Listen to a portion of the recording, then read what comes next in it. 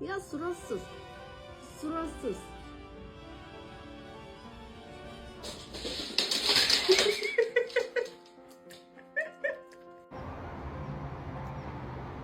Annem.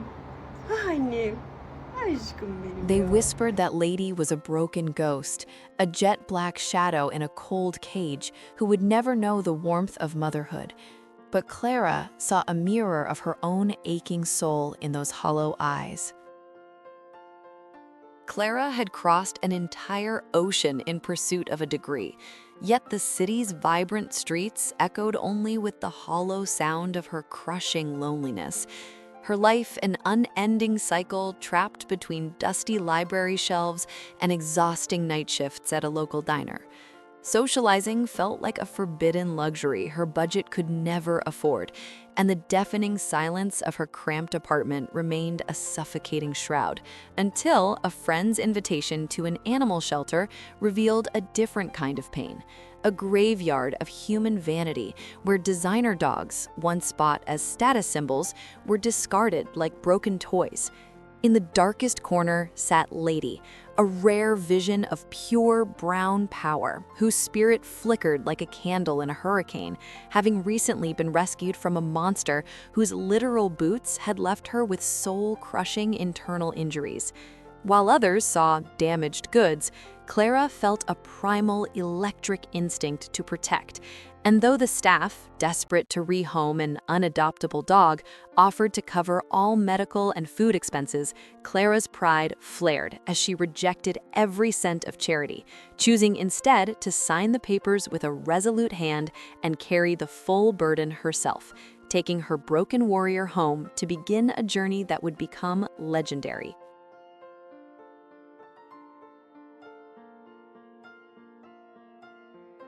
The first months were a brutal, agonizing test of endurance and unspoken trauma, where Clara would return from endless shifts, her muscles screaming with exhaustion and her mind frayed, to find Lady waiting at the door with eyes that pleaded for a world far beyond those four cramped walls.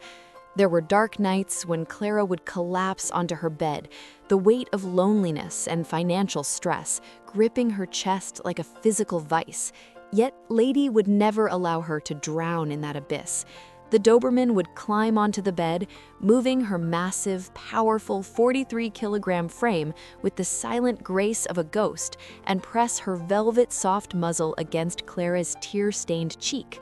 It wasn't just a lick, but a lifeline, a silent pact signed between two survivors, as Lady became Clara's internal clock, her reason to breathe, and her ever-vigilant protector. Even when Clara's eyes shuddered under the leaden weight of fatigue, Lady would gently nudge her hand with a cold nose, insisting on their midnight rituals under the flickering, pale yellow streetlights, where the young woman and her intimidating brown dog became a single, inseparable entity, two broken pieces forming a perfect whole. Clara kept Lady's existence a complete secret from her family back home, hiding the expensive vet visits, the scars, and the miraculous transformation of a timid victim into a living shield. She lived for those secret, sacred moments, sleeping with her arms wrapped around Lady's neck, the dog's steady, rhythmic heartbeat serving as a primal lullaby that silenced her deepest anxieties. As years chased years, Lady's physical scars faded into thin silver lines hidden beneath her shimmering brown coat, but the bond between them was tempered in the fires of mutual rescue and unshakable devotion.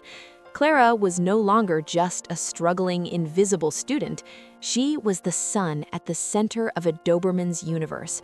But then, something happened that changed everything.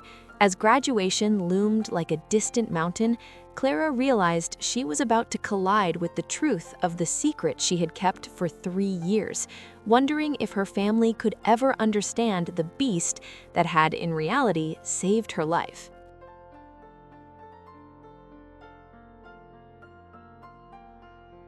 The third year arrived with the unstoppable force of a tsunami, marking the final, triumphant chapter of Clara's long and lonely journey. She stood on the precipice of her future, her hard-earned degree nearly in hand, yet her deepest achievement wasn't the grades on a transcript or the academic honors.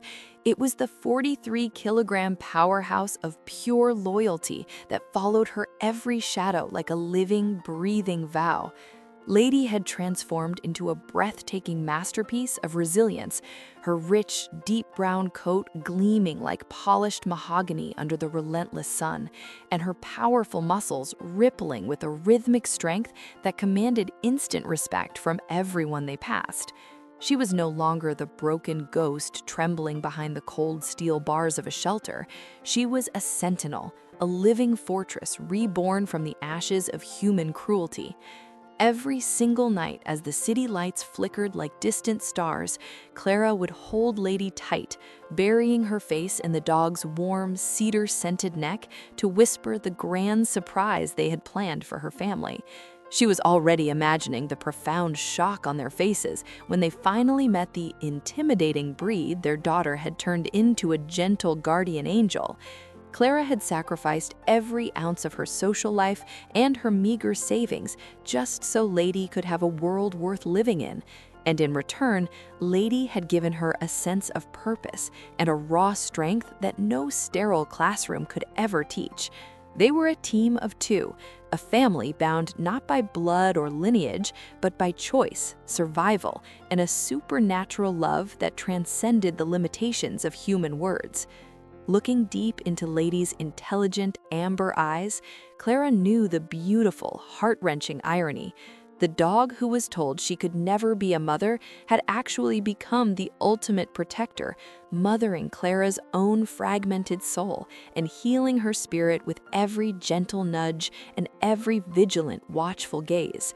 Their shared existence had become a symphony of mutual healing. Lady's once terrified posture had been replaced by a regal stance, and Clara's crushing anxiety had been silenced by the steady, rhythmic heartbeat of the creature who worshipped her very presence. As they stood amidst packed suitcases, preparing for the long journey home to a family that knew nothing of this 3-year miracle, Clara realized the life-altering truth. Lady hadn't just been saved by a student in a foreign land. She was the one who had been doing the saving all along, pulling Clara back from the brink of a gray, empty life.